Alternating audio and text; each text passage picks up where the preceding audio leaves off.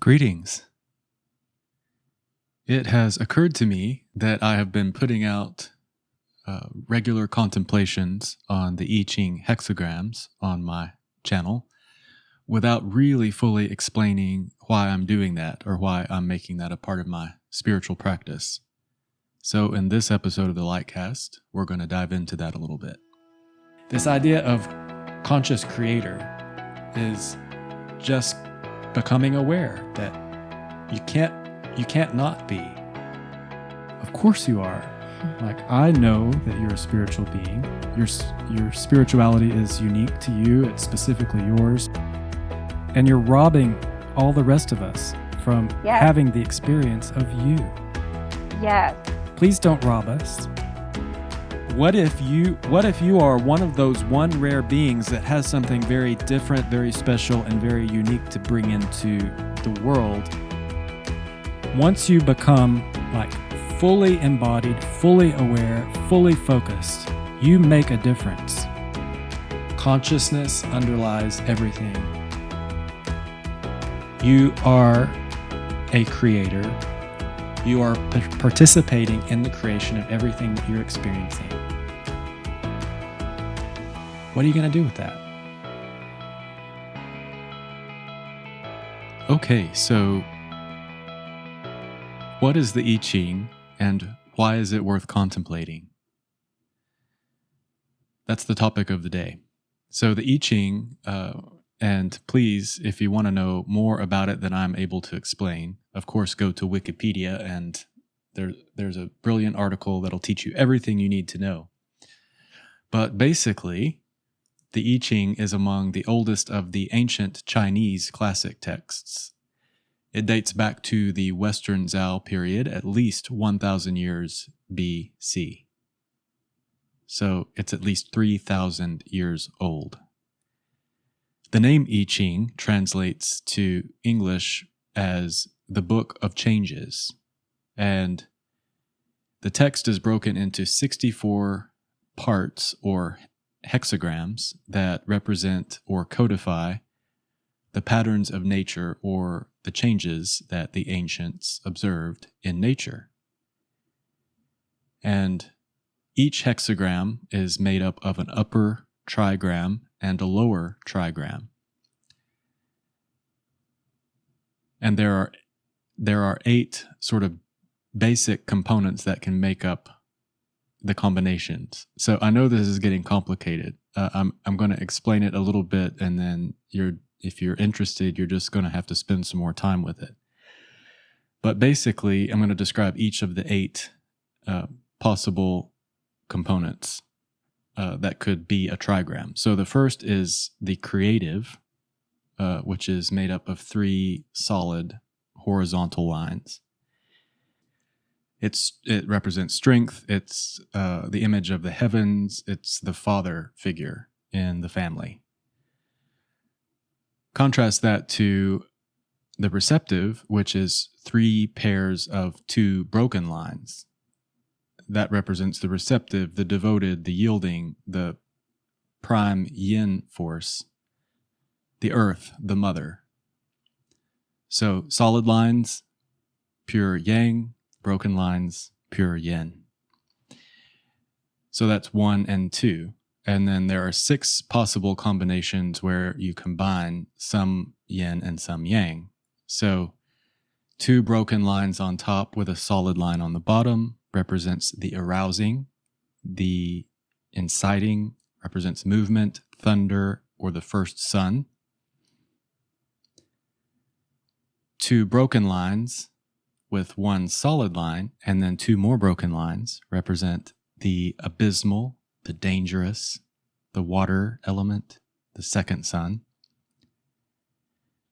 1 solid line with 2 broken lines represents the keeping still, the resting, the mountain, the third sun. 2 solid lines and then 1 broken line represents the gentle, the penetrating, the wind or the wood, the first daughter. A solid line, and then in the middle, 2 broken lines, and then at the bottom, a solid line represents the clinging, the light giving, the fire, the second daughter. And then lastly, the eighth possible combination, a broken line on top and then two solid lines on bottom represent the joyous, the joyful, the lake, the third daughter. So I guess I'm kind of winging this, but as I'm making it, I'm thinking maybe I'll actually put the images up on the screen for those of you who see this on YouTube so that you can actually follow along visually as I was describing it.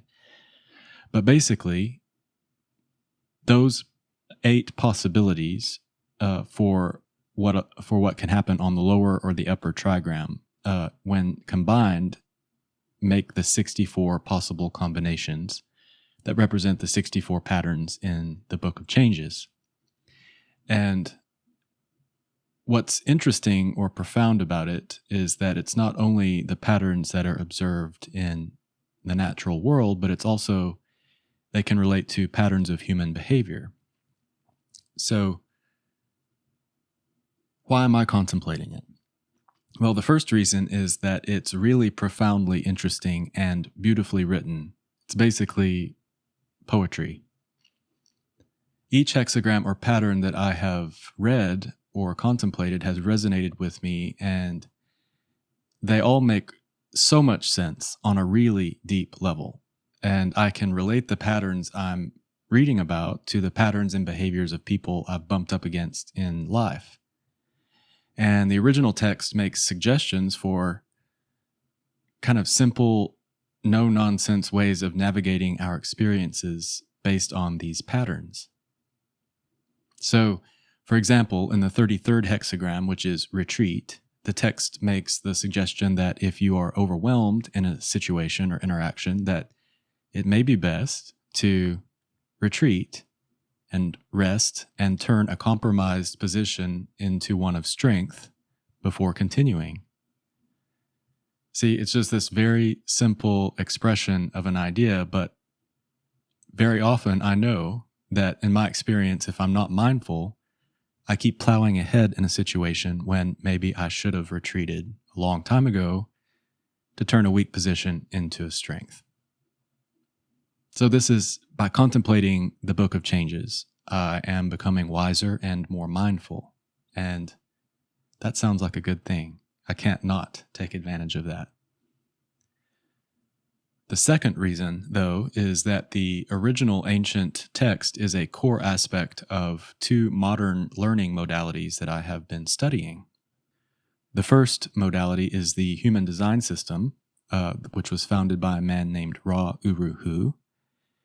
And in the late 1980s, he had a revelation after which he synthesized the 64 hexagrams of the I Ching with the 12 houses of the astrological zodiac and the human genetic code, which, interestingly, also consists of a binary code of 64 codons, just like the binary code of the hexagrams of the I Ching. And then also, as part of that synthesis, was the Hindu Brahma chakra system with a bit of a variation, basically representing the energy centers in the human body. So the result of that synthesis is a system of self-exploration and analysis that can be an aid to any spiritual seeker to deepen their understanding of the experiences they're having in life. Represents a profound outer mirror of the patterns of energy that you may be experiencing in your inner world. And it gives us all a way to relate to each other and understand each other better. And among the modalities and systems that I have discovered in my experience and in my spiritual search, I appreciate the human design system so much because it provides a common objective language through which we can have individual experiences of learning about ourselves and then also relate to each other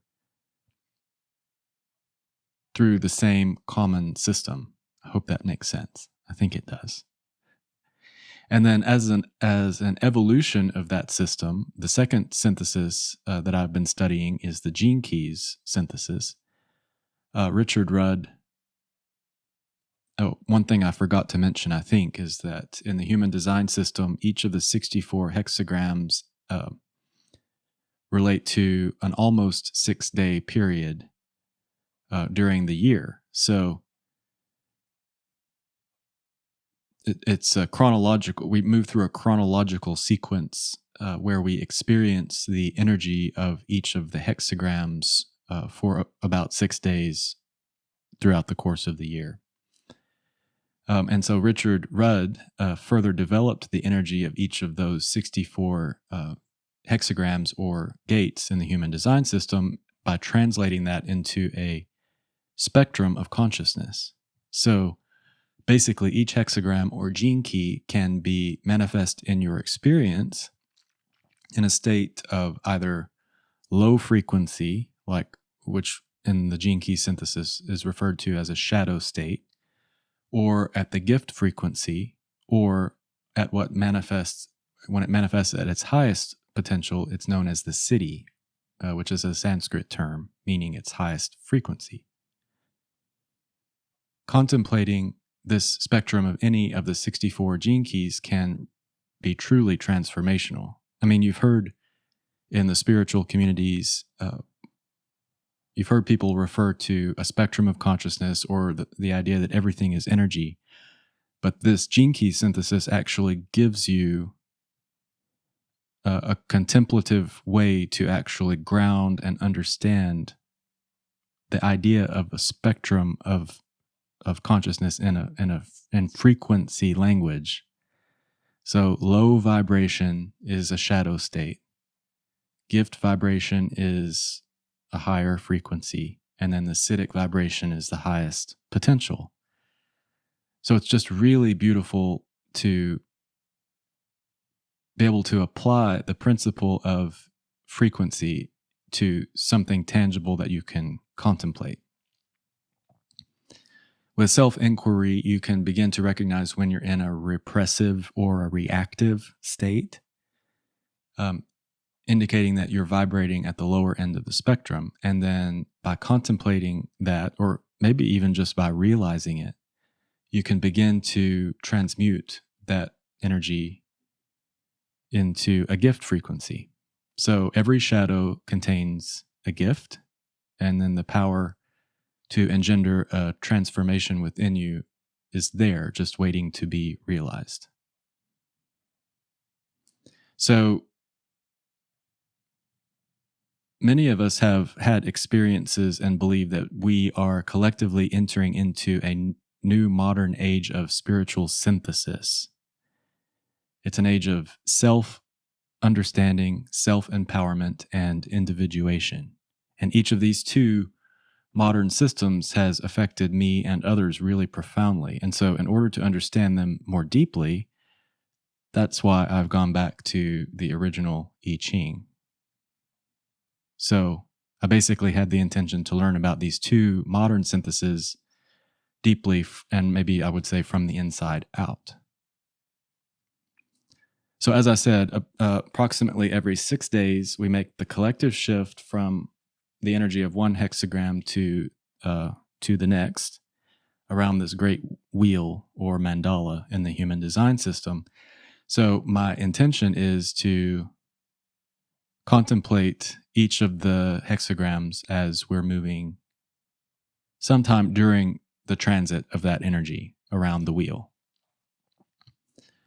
I've set the contemplations, at least some of the initial ones that I've done, to music because I was hoping that they would represent sort of a calming and soothing opportunity to any of you who may hear them.